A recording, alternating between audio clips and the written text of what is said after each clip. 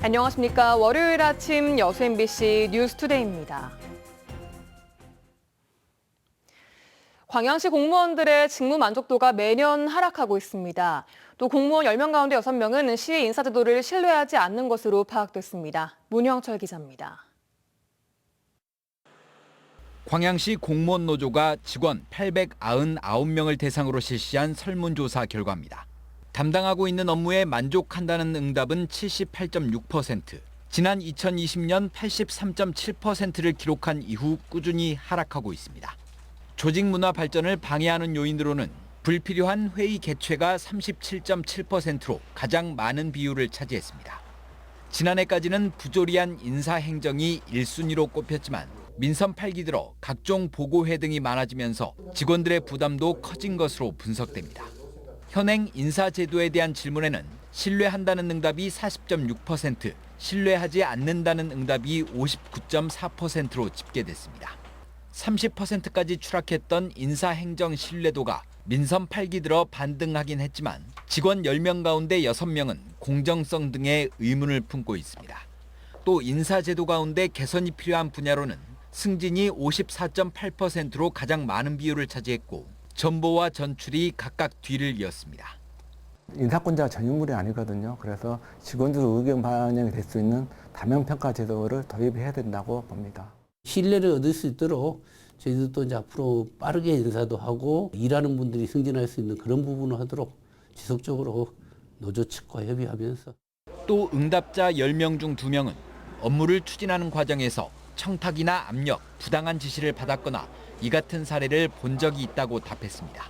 청탁과 압력, 부당한 지시의 당사자로는 간부 공무원이 42%, 시의원이 16.7%로 집계돼 개선 대책과 내부 자성이 필요한 것으로 나타났습니다. MBC 뉴스 문형철입니다. 한밤중에 농로나 둑방 아래로 차량 등이 추락하는 사고가 잇따르고 있습니다. 대부분 가로등이 없어 어두운 데다 밑으로 추락할 경우 주변에서 사고를 쉽게 알아차릴 수 없다 보니 초기 대처가 지연될 수밖에 없습니다. 안준호 기자가 취재했습니다. 무안의 한 바닷가 마을 인근 양식장입니다. 양식장에 따라 뚝방이 길게 나 있습니다. 지난달 60대 남성이 사륜 오토바이를 타고 가다 뚝방 3m 아래로 추락해 숨졌습니다.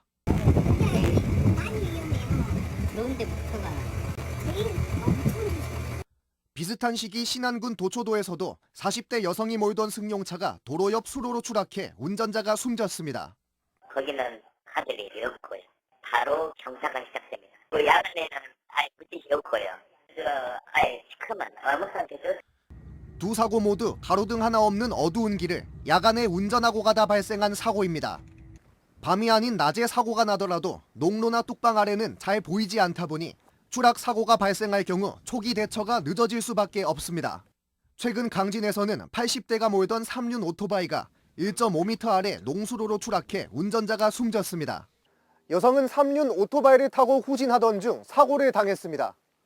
또랑이가 빠져갖고 바로 집 가해예요. 저 위험하기도. 운전자가 숨진 채 발견된 것은 밤 9시 20분 무렵.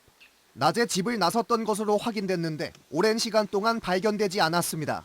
여름철 녹음이 짙어진 그 어떤 농로, 특히 수로 같은 데에는 사람이 빠져서 본인 스스로 나오지 못하면은 누구가 찾을 수가 없습니다. 경찰은 가로등 시설이 부족한 뚝방이나 농로에서는 특히 야간 운전을 할 때 주의해 줄 것을 당부했습니다. MBC 뉴스 안준호입니다.